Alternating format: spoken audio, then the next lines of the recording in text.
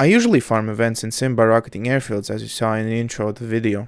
This method is to my knowledge the fastest way to earn the score required to finish the daily tasks in these events. The events that Gaijin usually puts out all boil down to earning score from playing the game. There are also modifiers added to this score that incentivize you to play high tier Sim. For example, for air battles, if you play in Sim, you multiply your score by 3. And if you play tier 7 or 8, you add another multiplier of 1.2. That all means that in this newest event, Winter Extreme, you only need around 12,000 score. Before I used to do this with an F4 Phantom, because it was at that time the plane with the most rockets in the American tech tree. Now since the Kings of Battles updates, I've switched to the F111.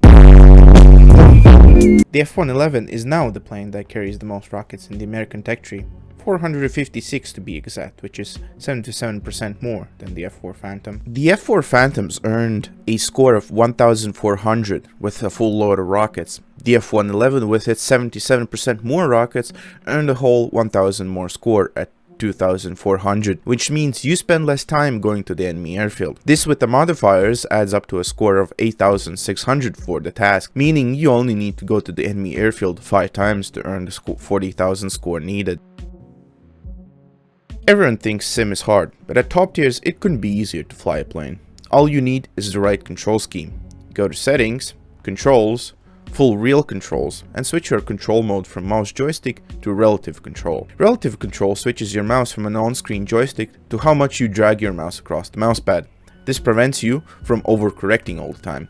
You in turn fly with your elevator, roll, and yaw keys, and do fine adjustments with your mouse. The best maps for farming the airfields are Stalingrad, Winter Stalingrad, and Tunisia. The airfields are split into 4 different parts: the landing line, the living zone, the storage area, and the parking zone. These zones have 4 stages of health: green, yellow, red, and black. Only green and yellow health stages are going to give you the full amount to score. Before going into a sim match, we need to set up some keybinds.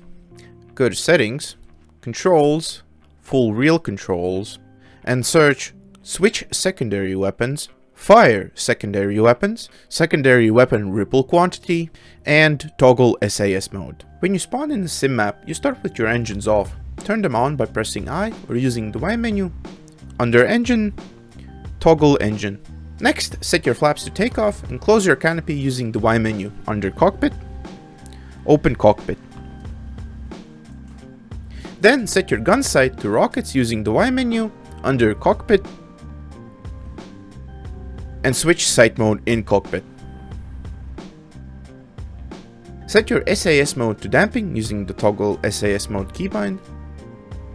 Lastly, select your weapons with Switch Secondary Weapons and change the ripple quantity to 16 with Secondary Weapons Ripple Quantity. When approaching the airfield, come from above with minimum 4 km altitude. I usually come from 5 to 6 km. Don't forget to throttle down and pull out your speed brake. When you have lined up with your chosen zone and the gun sight is not static but moving, spam your Fire Secondary Weapons keybind. This ripple quantity method of firing rockets is faster than using the keybind Fire Rocket Salvo by a whole 8 seconds.